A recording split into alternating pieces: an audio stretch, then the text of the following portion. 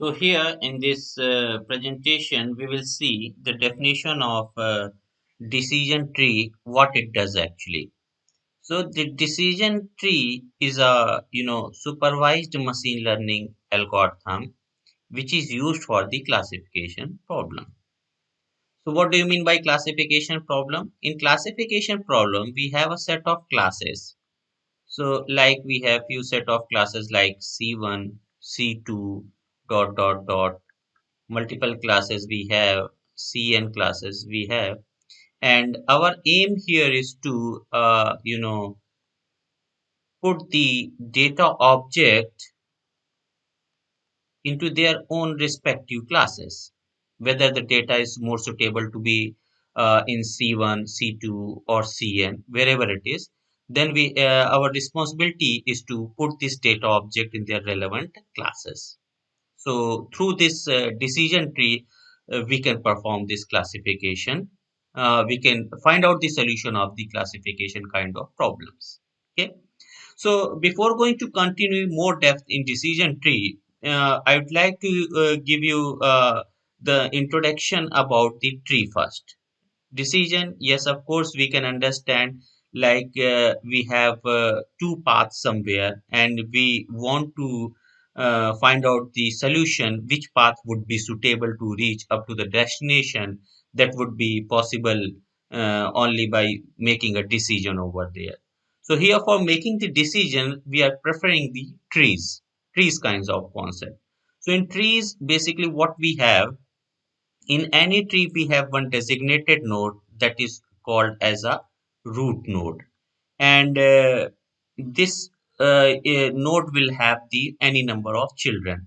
But here I would like to clear one important point, that decision tree can be explained by using the binary tree only. And the property of binary tree is it will have only two children. One would be a left child, another would be a right child. Got it? And apart from that, one more property is in a tree, like every node will have a node which do not have any children, that is known as the leaf node. Okay. So here you can see these box structure you can see here, these nodes do not have any children. We can say that these are the leaf nodes, and this circle part, these are nothing but the internal nodes. Apart from that, I would like to tell you one more thing actually here in decision tree. So this is a kind of tree basically. Okay. So in tree we have designated node, and leaf node we'll have those who do not have any children, and internal nodes we have. Now coming back into the decision tree again. So in decision tree, basically we have two, entities, and one entity is known as the decision node,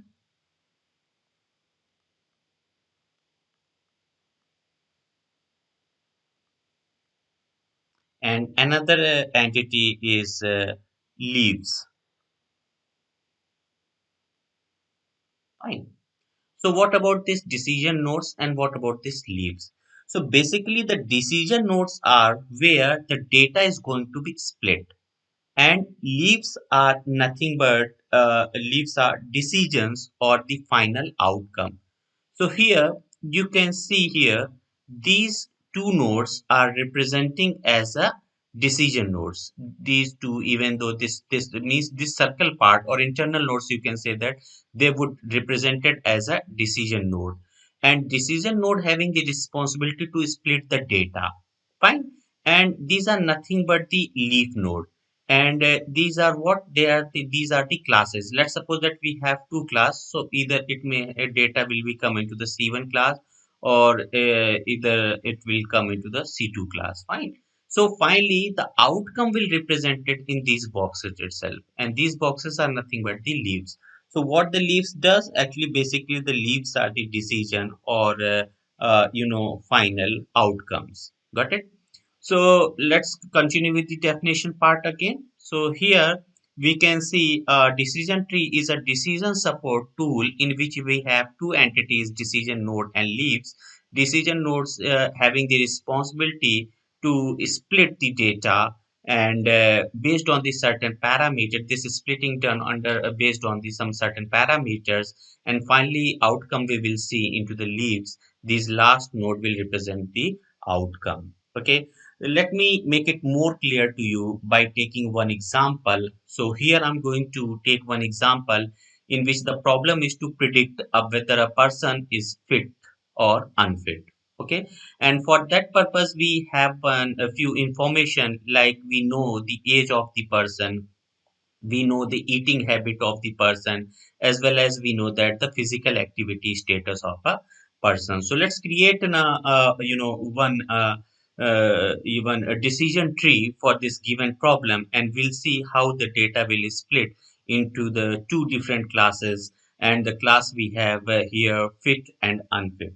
Okay, so we'll start our process with the question, and the question is is a person fit, and now we want to find out the solution of that question. So first parameter is age. So here, and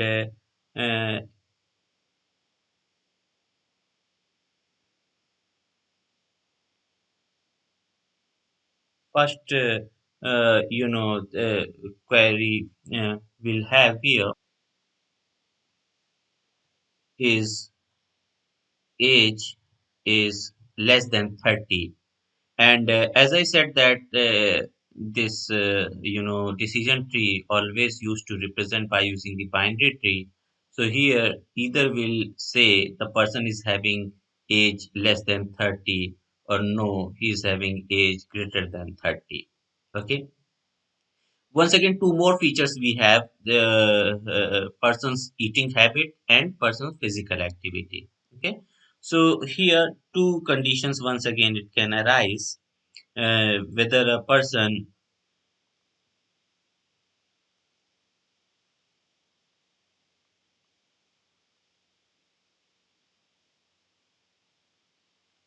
ate lot of pizzas, and once again either person may have lot of pizzas or may not also. Now if we'll talk about their physical activity,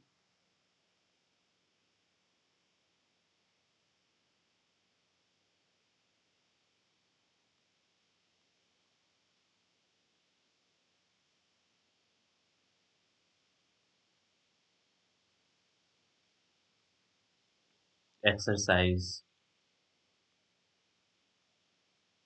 in the morning.